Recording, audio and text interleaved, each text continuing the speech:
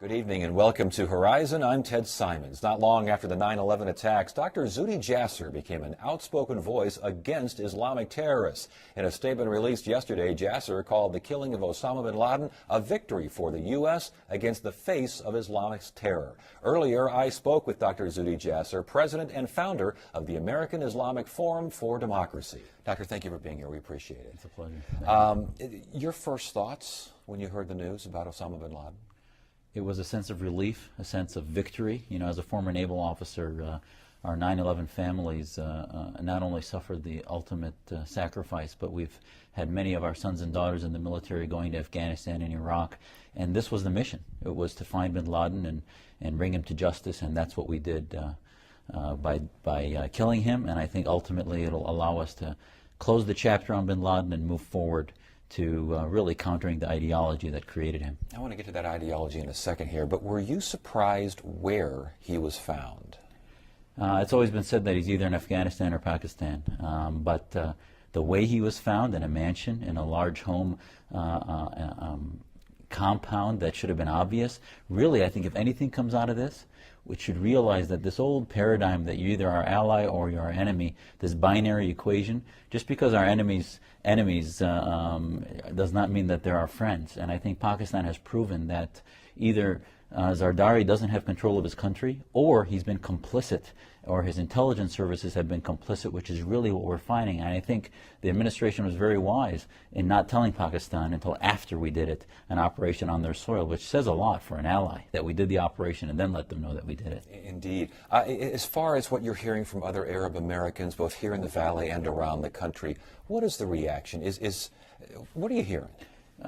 Basically elation, relief that this can move on, that the icon of Bin Laden as representing a so-called Muslim, which many of us obviously not only feel he's not, but he is our enemy. He's killed, his first targets have been moderate Muslims. So this guy is evil. He has been in our community, and as Muslims, I can't tell you how relieved we are, and most Muslims I've spoken to and Arabs are glad to see him put to rest and come to justice. And, you know, we're just like any other Americans. We are happy to see vindication and victory in this. Is there a sense of liberation, kind of, in the sense that this person you mentioned, who is almost personified something that, you know, Muslims aren't in America, it's just get rid of the guy, it's over, that aspect of it? Very much so, because, you know, since 9/11, with the videos that came after it, America looked upon Bin Laden as the enemy. He declared war against us in 1998 and then did the act,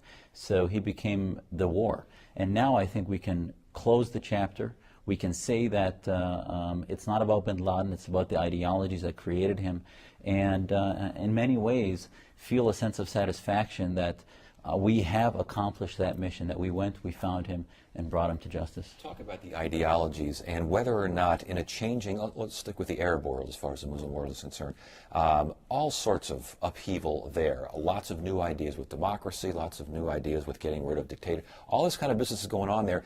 Is Al-Qaeda, was Osama bin Laden old news in that region? That's a great question, because if you look at the threat, homegrown terrorism has been more of a threat to the United States than ever before. As I testified to Congress in March, we have had more acts against our homeland by homegrown. Remember, Bin Laden was a foreign operation. Homegrown terrorism now is a real threat, from Portland to Baltimore to Nidal Hassan's attack at Fort Hood to the Times Square bomber, the Christmas bomber. These have all just been in the last 2 years, stimulated by Imam al-Awlaki, by folks like Adam Gaddan, other proteges of Bin Laden, and other groups that have metastasized from Al-Qaeda. So we can't look upon Bin Laden as the end of the war, that now we're done. It is actually, we're at more of a threat than ever before. The Middle East is very tumultuous. I'll tell you, first of all, that Al-Qaeda and radical Islam is a product of the dictatorships in the Middle East. We may have thought that it was stable, but in effect, the dictatorship of Mubarak produced the Brotherhood and the radical Islamists from it. The dictatorship of the monarchy in Saudi Arabia has produced Wahhabism and the Al-Qaeda from it. So if we're going to reform and bring modernity, what's happening, the upheaval, the economic upheaval, the democracy movements and uprising that we're seeing, are going to be part of that process. But we may see some steps backwards. I mean, Syria is devolving into possibly a civil war now, and Libya is also. But this is good. I mean, my family came to the U.S. from Syria because we could practice our faith more freely here than in Syria. But if they're going to get towards democracy and freedom, they have to get rid of the thugs like Assad and the dictators. You mentioned maybe taking a couple steps back then. The death of Osama Bin Laden, is that we could see retaliation. We might see certain strikes here and there. Again, in what's playing in Syria and what's playing in Libya, does this death factor much, or is that a little bit of is he old news in that region? You know, they're going to look for reasons to attack our homeland, to attack American citizens. Yes, we should be more vigilant.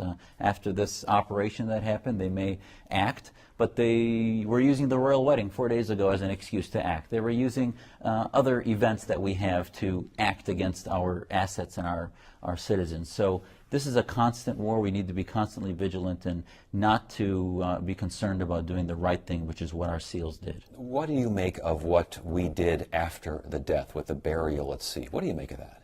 I'll tell you, as a Muslim, I was offended to think that our government wants to somehow give this evil monster a Islamic burial. I have yet to meet a Muslim that I've talked to. You ask me about what they think. None of them would ever say a prayer verse over his body.